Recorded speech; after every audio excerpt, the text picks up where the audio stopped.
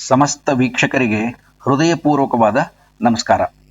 ಅಂಗೈಯಲ್ಲಿ ಅಧ್ಯಾಪಕ ಯೂಟ್ಯೂಬ್ ಚಾನಲ್ಗೆ ತಮಗೆಲ್ಲರಿಗೂ ಹಾರ್ದಿಕವಾದಂತಹ ಸುಸ್ವಾಗತ. ವಿಡಿಯೋದ ಈ ಭಾಗದಲ್ಲಿ ವೀರಲವ ಪಾಠಕ್ಕೆ ಸಂಬಂಧಿಸಿದ ಭಾಗ 3 ನೋಡ್ತಾ ಹೋಗೋಣ. ಭಾಗ 1 ಮತ್ತು 2ರಲ್ಲಿ ಪಾಠಕ್ಕೆ ಸಂಬಂಧಿಸಿದ ವಿವರಣೆ, ವಿಶ್ಲೇಷಣೆ, ಚರ್ಚೆ ಮತ್ತು ಉದಾಹರಣೆಗಳು ಒಳಗೊಂಡಿತ್ತು. ಭಾಗ 3ರಲ್ಲಿ ಈ ಪಾಠಕ್ಕೆ ಸಂಬಂಧಿಸಿದ ಪ್ರಶ್ನೋತ್ತರ ನೋಡ್ತಾ ಹೋಗೋಣ. ಪ್ರಶ್ನೋತ್ತರವನ್ನ ಕೊಟ್ಟಿರುವ ಪ್ರಶ್ನೆಗಳಿಗೆ ಒಂದೊಂದು ವಾಕ್ಯದಲ್ಲಿ ಉತ್ತರಿಸಿ.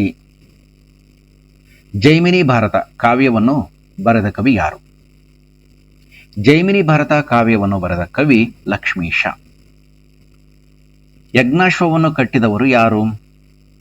ಯಜ್ಞಾಶ್ವವನ್ನು ಕಟ್ಟಿದವರು ಲವ. ಕುದುರೆಯನ್ನು ಲವನು ಯಾವುದರಿಂದ ಕಟ್ಟಿದನು?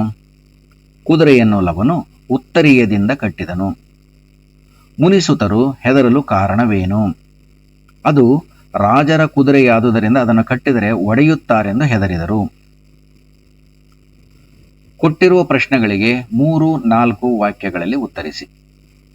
ವಾಲ್ಮೀಕಿ ಆಶ್ರಮಕ್ಕೆ ಯಜ್ಞಾಶ್ವವು ಬಂದ ಬಗೆಯನ್ನು ವಿವರಿಸಿ. ರಾಮನ ಅಶ್ವಮೇಧಯಾಗದ ಕುದುರೆ ಬರುತ್ತಿತ್ತು. ಇದನ್ನು ಕಂಡ ವೀರಾದಿವೀರ ರಾಜರುಗಳು ರಾಮನ ಹೆದರಿಕೆಯಿಂದ ಅದನ್ನು ತಡೆಯಲಿಲ್ಲ. ಹೀಗೆ ಮುಂದೆ ಮುಂದೆ ಸಂಚರಿಸುತ್ತಾ ಯಾಗದ ಸುಂದರವಾದ ಕುದುರೆ ವಾಲ್ಮೀಕಿಯ ಆಶ್ರಮವನ್ನು ಸೇರಿತು. ಯಜ್ಞಾಶ್ವದ ಹಣೆಯಲ್ಲಿದ್ದ ಪಟ್ಟಿಯಲ್ಲಿ ಏನೆಂದು ಬರೆಯಲಾಗಿತ್ತು? ರಾಮ ಕೌಸಲ್ಯೆಯ ಪುತ್ರ, ಭೂಮಂಡಲದಲ್ಲಿ ಆತನೊಬ್ಬನೇ ವೀರ, ಇದು ಆತನ ಯಾಗದ ಕುದುರೆ, ರಾಮನನ್ನು ಎದುರಿಸುವ ಶೂರರು ಯಾರಾದರೂ ಇದ್ದರೆ ಇದನ್ನು ತಡೆಯಬಹುದು ಎಂದು ಬರೆದಿತ್ತು. ಕುದುರೆಯನ್ನು ಕಟ್ಟುವ ವಿಚಾರದಲ್ಲಿ ಮುನಿಸುತರಿಗೂ ಲವನಿಗೂ ನಡೆದ ಸಂವಾದವನ್ನು ವಿವರಿಸಿ. ಕುದುರೆಯು ರಾಜರದ್ದು, ಅದನ್ನು ತಡೆದರೆ ಒಡೆಯುತ್ತಾರೆ ಎಂದು ಮುನಿಸುತರು ಹೆದರಿದರು. ಆದರೆ ಲವನು, ಬ್ರಾಹ್ಮಣರ ಮಗನು ಹೆದರಿದರೆ ಜಾನಕಿಯ ಮಗನು ಹೆದರುವುದಿಲ್ಲ, ನೀವು ಹೋಗಿ ಎಂದು ಹೇಳಿ ಶೂರತನದಿಂದ ತನ್ನ ಉತ್ತರೀಯವನ್ನೇ ತೆಗೆದು ಕುದುರೆಯನ್ನು ಕಟ್ಟಿಹಾಕಿದನು. ಕೊಟ್ಟಿರುವ ಪ್ರಶ್ನೆಗಳಿಗೆ 8-10 ವಾಕ್ಯಗಳಲ್ಲಿ ಉತ್ತರಿಸಿ. ಲವನು ಯಜ್ಞಾಶ್ವವನ್ನು ಕಟ್ಟಲು ಕಾರಣವೇನು? ರಾಮ ಕೌಸಲ್ಯೆಯ ಪುತ್ರ, ಭೂಮಂಡಲದಲ್ಲಿ ಆತನೊಬ್ಬನೇ ವೀರ, ಇದು ಆತನ ಯಾಗದ ಕುದುರೆ, ರಾಮನನ್ನು ಎದುರಿಸುವ ಶೂರರು ಯಾರಾದರೂ ಇದ್ದರೆ ಇದನ್ನ ತಡೆಯಬಹುದು ಎಂದು ಬರೆದಿತ್ತು. ಇದನ್ನು ಓದಿದ ಲವನಿಗೆ ತನ್ನಲ್ಲಿದ್ದ ಪೌರುಷವು ಜಾಗೃತವಾಯಿತು. ಇದನ್ನ ಕಟ್ಟದೇ ಇದ್ದರೆ ತಾನು ಹೇಡಿಯೆಂದು ತನ್ನ ತಾಯಿಯನ್ನು ಎಲ್ಲರೂ ಬಂಜೆ ಎನ್ನಬಹುದು ಎಂದು ಯೋಚಿಸಿ ಕುದುರೆಯನ್ನು ಕಟ್ಟಿಹಾಕಿದನು. ರಾಮನ ಸೈನ್ಯವನ್ನು ಎದುರಿಸಲು ಸಿದ್ಧನಾದನು. ತಾನು ಹೇಡಿಯಲ್ಲವೆಂಬುದನ್ನು ನಿರೂಪಿಸಲು ಕುದುರೆಯನ್ನು ಬಂಧಿಸಿದನು. ಲವನ ನಡವಳಿಕೆ ಮೆಚ್ಚುಗೆಯಾಯಿತೆ. ಏಕೆ? ಮೆಚ್ಚಿಕೊಳ್ಳಬೇಕಾದ್ದೇ. ಯಾರಾದರೂ ಸಮರ್ಥರು ಇದ್ದರೆ ಕುದುರೆಯನ್ನು ಕಟ್ಟಬಹುದೆಂಬುದನ್ನು ಓದಿ ವೀರನಾದ ಲವನಿಗೆ ಅಶ್ವವನ್ನು ಕಟ್ಟದಿರಲು ಸಾಧ್ಯವಿಲ್ಲ. ಮೇಲಾಗಿ ಲವನೇನು ಸಾಮಾನ್ಯನೇ? ಅಶ್ವಮೇಧ ಯಾಗ ಕೈಗೊಂಡಿರುವ ಸಾಕ್ಷಾತ್ ಶ್ರೀರಾಮನ ಪುತ್ರ, ವೀರಮಾತೆಯಾದ ಜಾನಕಿಯ ಮಗ. ವೀರತ್ವ, ಶೌರ್ಯ, ಪರಾಕ್ರಮಗಳು ಹುಟ್ಟಿನಿಂದಲೇ ಮೈಗೂಡಿಕೊಂಡಿವೆ. ವೀರ ಕ್ಷತ್ರಿಯ ಸಂತಾನ ಯುದ್ಧಕ್ಕೆ ಬಾ ಎಂದು ಕರೆದರೆ ಕ್ಷತ್ರಿಯರಿಗೆ ಬರುವುದಿಲ್ಲವೆಂದು ಹೇಳುವುದು ಹೇಡಿತನದ ಮಾತು. ಲವನಾದರೂ ಜನ್ಮದಿಂದಲೇ ಅಪ್ರತಿಮ ಪರಾಕ್ರಮಿ. ಕ್ಷತ್ರಿಯ ಬಾಲಕನಿರಬಹುದು, ಆದರೆ ಅಂಜಿಕೆ ಇಲ್ಲ. ಇದು ಕ್ಷತ್ರಿಯೋಚಿತವಾದ ಗುಣ. ಈ ಎಲ್ಲ ಅಂಶಗಳನ್ನು ನೋಡಿದರೆ ಲವನ ಗುಣ ಮೆಚ್ಚುಗೆಯಾಗದಿರಲು ಸಾಧ್ಯವಿಲ್ಲ. ಸಂದರ್ಭ ಸಹಿತ ಸ್ವಾರಸ್ಯವನ್ನು ವಿವರಿಸಿ. ರಘುದ್ವಹನ ಸೊಲ್ಗೇಳಿ ನಮಿಸಲ್. ಮಹಾಕವಿ ಲಕ್ಷ್ಮೀಶ ಕೃತ ಜೈಮಿನಿ ಭಾರತದಿಂದ ಆರಿಸಿಕೊಳ್ಳಲಾದ ವೀರ ಲವ ಎಂಬ ಪದ್ಯ ಭಾಗದಿಂದ ಆರಿಸಿಕೊಳ್ಳಲಾಗಿದೆ. ಸಂದರ್ಭ: ಶ್ರೀರಾಮನು ಅಶ್ವಮೇಧ ಯಾಗವನ್ನು ಮಾಡಿ ತನ್ನ ಪರಾಕ್ರಮವನ್ನು ವಿಶ್ವವ್ಯಾಪಿಯಾಗಿಸಲು ಯಾಗದ ನಿಯಮಾನುಸಾರ ಯಾಗಾಶ್ವವನ್ನು ದೇಶ ಸಂಚಾರಕ್ಕಾಗಿ ಬಿಡುತ್ತಾನೆ. ಅಶ್ವದ ಹಣೆಯ ಮೇಲೆ ಬರೆದ ರಾಮನ ಪರಾಕ್ರಮದ ವರ್ಣನೆಯನ್ನು ಓದಿದ ಬಲಾಢ್ಯ ರಾಜರೂ ಸಹ ಹೆದರಿ ಕುದುರೆಯನ್ನು ಪೂಜಿಸಿ ಮುಂದೆ ಹೋಗಲು ಬಿಟ್ಟರು. ಇದನ್ನು ವಿವರಿಸುವ ವೇಳೆ ಕವಿ ಈ ಮಾತನ್ನು ಹೇಳುತ್ತಾರೆ.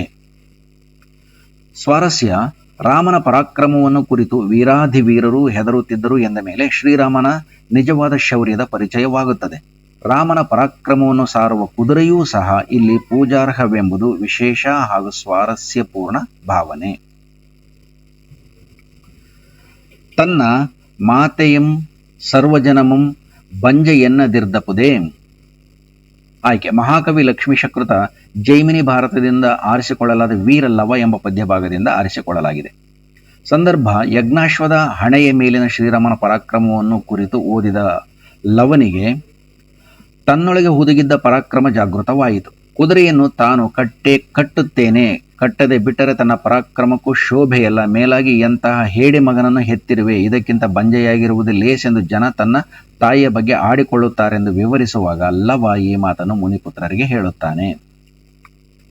ಸ್ವಾರಸ್ಯ: ಲವನ ಜನ್ಮಜಾತ ಪರಾಕ್ರಮವನ್ನು, ತನ್ನ ಪರಾಕ್ರಮದ ಮೇಲೆ ಅವನಿಗಿದ್ದ ನಂಬಿಕೆಯನ್ನು, ತನ್ನ ತಾಯಿಯ ಬಗ್ಗೆ ಅನುಭವಿಸುತ್ತಿರುವ ಗೌರವಯುತ ಭಾವನೆಯನ್ನು, ನೈಜ ಕ್ಷಾತ್ರಿಯ ಗುಣವನ್ನು ಅತ್ಯಂತ ಸುಂದರ ಭಾಷೆಯಲ್ಲಿ ಸ್ವಾರಸ್ಯಪೂರ್ಣವಾಗಿ ವಿವರಿಸಲಾಗಿದೆ.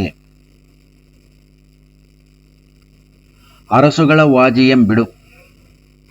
ಮಹಾಕವಿ ಲಕ್ಷ್ಮೀಶಕೃತ ಜೈಮಿನಿ ಭಾರತದಿಂದ ಆರಿಸಿಕೊಳ್ಳಲಾದ ವೀರ ಲವ ಎಂಬ ಪದ್ಯಭಾಗದಿಂದ ಆರಿಸಿಕೊಳ್ಳಲಾಗಿದೆ. ಸಂದರ್ಭ: ಯಜ್ಞಾಶ್ವದ ಹಣೆಯ ಮೇಲಿನ ಶ್ರೀರಾಮನ ಪರಾಕ್ರಮವನ್ನು ಕುರಿತು ಓದಿದ ಲವನಿಗೆ ತನ್ನೊಳಗೆ ಹುದುಗಿದ್ದ ಪರಾಕ್ರಮ ಜಾಗೃತವಾಯಿತು. ಕುದುರೆಯನ್ನು ತಾನು ಕಟ್ಟುತ್ತೇನೆ ಎಂದು ತೀರ್ಮಾನಿಸಿದನು. ಇದನ್ನು ನೋಡಿ ಹೆದರಿದ ಮುನಿಕುಮಾರರು ಲವನಿಗೆ ಈ ರೀತಿ ಭಿನ್ನವಿಸುತ್ತಾರೆ. ಸ್ವಾರಸ್ಯ: ಶ್ರೀರಾಮನ ಪರಾಕ್ರಮದ ಕುರಿತು ಸಕಲ ರಾಜರುಗಳಲ್ಲಿದ್ದ ಹೆದರಿಕೆ ಮತ್ತು ಭಕ್ತಿ, ಮುನಿಕುಮಾರರಲ್ಲಿದ್ದ ಸಹಜವಾದ ಭಯ, ಲವನಲ್ಲಿದ್ದ ಸ್ವಾಭಾವಿಕವಾದ ವೀರತ್ವದ ಗುಣಗಳನ್ನು ಸರಳ ಸುಂದರ ಭಾಷೆಯೊಂದಿಗೆ ಸ್ವಾರಸ್ಯಪೂರ್ಣವಾಗಿ ವಿವರಿಸಲಾಗಿದೆ. ಜಾನಕಿಯ ಮಗನಿದಕ್ಕೆ ಬೆದರುವನೇ? ಆಯ್ಕೆ: ಮಹಾಕವಿ ಲಕ್ಷ್ಮೀಶಕೃತ ಜೈಮಿನಿ ಭಾರತದಿಂದ ಆರಿಸಿಕೊಳ್ಳಲಾದ ವೀರ ಲವ ಎಂಬ ಪದ್ಯಭಾಗದಿಂದ ಆರಿಸಿಕೊಳ್ಳಲಾಗಿದೆ. ಸಂದರ್ಭ: ಯಜ್ಞಾಶ್ವದ ಹಣೆಯ ಮೇಲಿನ ಶ್ರೀರಾಮನ ಪರಾಕ್ರಮವನ್ನು ಕುರಿತು ಓದಿದ ಲವನಿಗೆ ತನ್ನೊಳಗೆ ಹುದುಗಿದ್ದ ಪರಾಕ್ರಮ ಜಾಗೃತವಾಯಿತು. ಕುದುರೆಯನ್ನು ತಾನು ಕಟ್ಟುತ್ತೇನೆ, ಕಟ್ಟದೇ ಬಿಟ್ಟರೆ ತನ್ನ ಪರಾಕ್ರಮಕ್ಕೂ ಶೋಭೆಯಲ್ಲ. ಮೇಲಾಗಿ ಎಂತಹ ಹೇಡಿ ಮಗನನ್ನು ಹೆತ್ತಿರುವೆ, ಮುನಿಪುತ್ರರು ಹೆದರುವರೆ ಹೊರತು ವೀರಮಾತೆಯಾದ ಜಾನಕಿಯ ಮಗನು ಹೆದರುವುದಿಲ್ಲ ಎಂದು ವಿವರಿಸುವಾಗ ಲವ ಈ ಮಾತನ್ನು ಮುನಿಪುತ್ರರಿಗೆ ಹೇಳುತ್ತಾನೆ. ಸ್ವಾರಸ್ಯ: ಲವನ ಜನ್ಮಜಾತ ಪರಾಕ್ರಮವನ್ನು, ತನ್ನ ಪರಾಕ್ರಮದ ಮೇಲೆ ಅವನಿಗಿದ್ದ ನಂಬಿಕೆಯನ್ನು, ತನ್ನ ತಾಯಿಯ ಬಗ್ಗೆ ಅನುಭವಿಸುತ್ತಿರುವ ಗೌರವಯುತ ಭಾವನೆಯನ್ನು, ನೈಜ ಕ್ಷಾತ್ರಿಯ ಗುಣವನ್ನು ಅತ್ಯಂತ ಸುಂದರ ಭಾಷೆಯಲ್ಲಿ ಸ್ವಾರಸ್ಯಪೂರ್ಣವಾಗಿ ವಿವರಿಸಲಾಗಿದೆ. ಹೊಂದಿಸಿ ಬರೆಯಿರಿ. ದೇವನೂರು, ಕೌಸಲ್ಯೆ, ವರುಣ, ವಾಲ್ಮೀಕಿ, ತುರಂಗ. ಈ ಭಾಗದಲ್ಲಿ ಭಾಗದಲ್ಲಿ ರಾಮ, ಲಕ್ಷ್ಮೀಶ, ಅಶ್ವ, ಅಬ್ದಿಪ, ಮುನಿ, ಮಳೆ, ಶತ್ರುಘ್ನ. ಈಗ ಹೊಂದಿಸ್ಕೊಳ್ತಾ ಹೋಗೋಣ. ಆ ಭಾಗಕ್ಕೆ ದೇವನೂರು, ಲಕ್ಷ್ಮೀಶ, ಕೌಸಲ್ಯೆ, ರಾಮ, ವರುಣ, ಅಬ್ದಿಪ, ವಾಲ್ಮೀಕಿ, ಮುನಿ, ತುರಂಗ, ಅಶ್ವ. ತತ್ಸಮ ತದ್ಭವ ಬರೆಯಿರಿ. ವಿಗ್ರಹಿಸಿ ಸಮಾಸವನ್ನು ಹೆಸರಿಸಿ. ಸೊಲ್ಗೇಳಿ, ನಲ್ಗುದುರೆ, ಬಿಲ್ಗೊಂಡು, ಬಿಲ್ದಿರುವ ನೇರಿಸಿ, ಪೂದೋಟ. ಸ್ವಲ್ಪ ಹೆಚ್ಚು ಕಡಿಮೆ ಆಗಿದೆ. ಸೊಲ್ಲನು ಕೇಳಿ, ಸೊಲ್ಗೇಳಿ. ಇದು ಕ್ರಿಯಾ ಸಮಾಸ. ನಲ್ಗುದುರೆ, ನಲ್ಲಿತು ಪ್ಲಸ್ ಕುದುರೆ, ನಲ್ಗುದುರೆ ಕರ್ಮಧಾರೆಯ ಸಮಾಸ. ಬಿಲ್ಗೊಂಡು, ಬಿಲ್ಲನು ಪ್ಲಸ್ ಕೊಂಡು, ಬಿಲ್ಗೊಂಡು ಕ್ರಿಯಾ ಸಮಾಸ. ಬಿಲ್ದಿರುವ ನೇರಿಸಿ, ಬಿಲ್ದಿರುವನ್ನು ಪ್ಲಸ್ ಏರಿಸಿ, ಬಿಲ್ದಿರುವ ನೇರಿಸಿ ಕ್ರಿಯಾ ಸಮಾಸ. ಪೂದೋಟ, ಹೂವಿನ ಪ್ಲಸ್ ತೋಟ, ಪೂದೋಟ ತತ್ಪುರುಷ ಸಮಾಸ. ತತ್ಸಮ ತದ್ಭವ ಬರೆಯಿರಿ. ವೀರ, ಇದಕ್ಕೆ ಬೀರ. ಯಜ್ಞ, ಜನ್ನ. ಬಂಜೆ, ವಂದ್ಯ. ವಿಂಗಡಿಸಿ ಸಂಧಿಯ ಹೆಸರು ಬರೆಯಿರಿ. ಚರಿಸು ತದ್ವರದ, ನಿಜಾಶ್ರಮ, ಲೇಖನವನೋದಿ, ತೆಗೆದುತ್ತರೀಯಮಂ, ಬೇಡ ಬೇಡರಸುಗಳ, ನಿಂತಿರ್ತನು. ಈಗ ನೋಡೋಣ. ಚರಿಸು ತದ್ವರದ, ಇದಕ್ಕೆ ಚರಿಸುತ ಪ್ಲಸ್ ಅದ್ವರದ, ಇದು ಸಂಧಿಯ ಹೆಸರು ಲೋಪ ಸಂಧಿ. ನಿಜಾಶ್ರಮ, ನಿಜ ಪ್ಲಸ್ ಆಶ್ರಮ, ನಿಜಾಶ್ರಮ ಸವರ್ಣ ದೀರ್ಘ ಸಂಧಿ. ಲೇಖನವನೋದಿ, ಲೇಖನವನು ಪ್ಲಸ್ ಓದಿ, ಲೇಖನವನೋದಿ ಲೋಪಸಂಧಿ. ತೆಗೆದುತ್ತರೀಯಮಂ, ತೆಗೆದು ಪ್ಲಸ್ ಉತ್ತರೀಯಮಂ, ತೆಗೆದುತ್ತರೀಯಮಂ ಲೋಪಸಂಧಿ. ಬೇಡ ಬೇಡ ಅರಸುಗಳ, ಬೇಡ ಬೇಡ ಅರಸುಗಳ, ಬೇಡ ಬೇಡ ಅರಸುಗಳ ಇದು ಲೋಪಸಂಧಿ. ನಿಂತಿರ್ದನು, ನಿಂತು ಪ್ಲಸ್ ಇರ್ದನು, ನಿಂತಿರ್ದನು ಇದು ಲೋಪಸಂಧಿ. ಪ್ರಸ್ತಾರ ಹಾಕಿ, ಗಣ ವಿಭಾಗ ಮಾಡಿ ಛಂದಸ್ಸನ್ನು ಹೆಸರಿಸಿ ಲಕ್ಷಣ ಬರೆಯಿರಿ.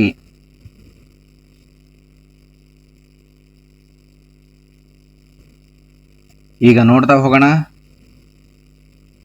ಉರ್ವಿಯೋಳ್ ಕೌಸಲ್ಯ ಪಡೆದ ಕುವರಂ ರಾಮ ನೊರ್ವನೇ ವೀರನಾಥನ ಯಜ್ಞ ತುರಗಮಿದು ನಿರ್ವಹಿಸಲಾರ್ಪರಾರಾದೊಡಂ ತಡೆಯಲೆಂದಿರ್ದ ಲೇಖನವ ನೋಡಿ. ಇದು ಪದ್ಯಭಾಗ ಕೊಟ್ಟಿರ್ತಕ್ಕಂಥದ್ದು.